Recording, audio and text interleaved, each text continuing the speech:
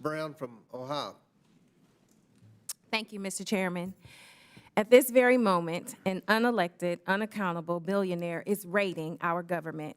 And instead of raising the alarm, the Oversight Committee, let me repeat that, the Oversight Committee is running cover as their president strips the government for parts.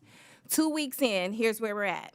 President Trump attempted to freeze funding for vital programs, tried to make it easier to fire tens and thousands of federal workers, pressured more to resign, and has attempted to bust union contracts. Meanwhile, Elon Musk, who has been tasked with running a fake governmental department, now has access to the federal payment system and apparently the personal information of every American. And none of this is happening with congressional approval, and apparently my colleagues, the Republicans on this committee, also want it to happen without any congressional oversight. This is no way to govern, but they know that. Instead, they want to bully and intimidate federal workers into submission. They want to replace experienced workers who are loyal to the country with lackeys loyal to one man. The truth is that the civil service is filled with loyal, dependable, and knowledgeable folks. They are people who sacrifice for our country and keep the government ticking for the American people. They ensure Social Security payments arrive on time, inspect our food and water to keep it safe, care for our veterans, crack down on corporate fraud, and track deadly outbreaks like the bird flu.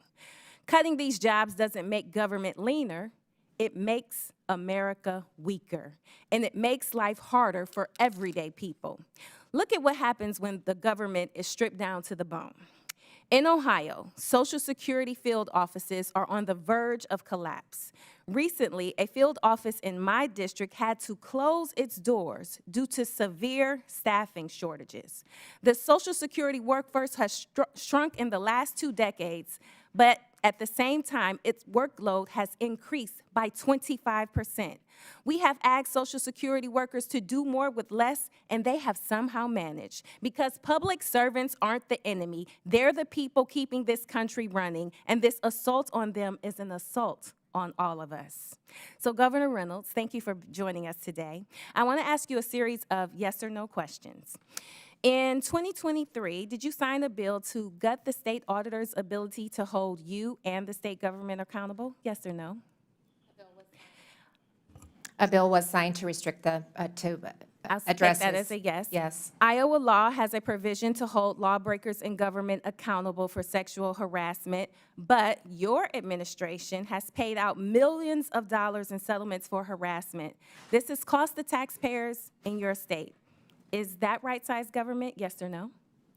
Changes have been made to address that, but that Reclaiming was a my previous. time. Mr. Chair, I seek to ask unanimous consent to enter into the record this Iowa Public Radio article entitled, "Iowa Will Pay $4.15 million in Finance Authority Sex Harassment Settlements," into the record. Without objection, so ordered.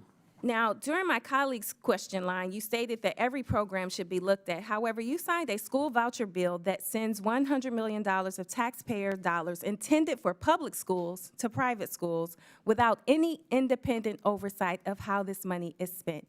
Yes or no? Is this protecting against waste, fraud, and abuse?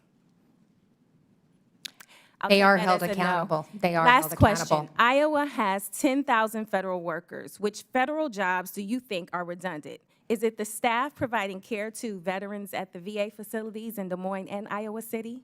The USDA experts supporting your state's farmers? Or the Social Security staff ensuring payments reach seniors? Let's be clear about what's happening here.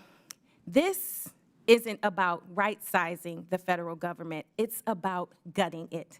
And it's about weakening our government's ability to serve the American people. You want shorter wait times for Social Security, faster disaster responses, safer food and medicine? Then why attack the very workers who make it happen? The House Democrats are fighting to protect and modernize the federal workforce, hire and retain talent, and give federal workers the resources they need to serve the American people. That's what we are doing. And with that, Mr. Chairman, I thank you and I yield back. Chair recognizes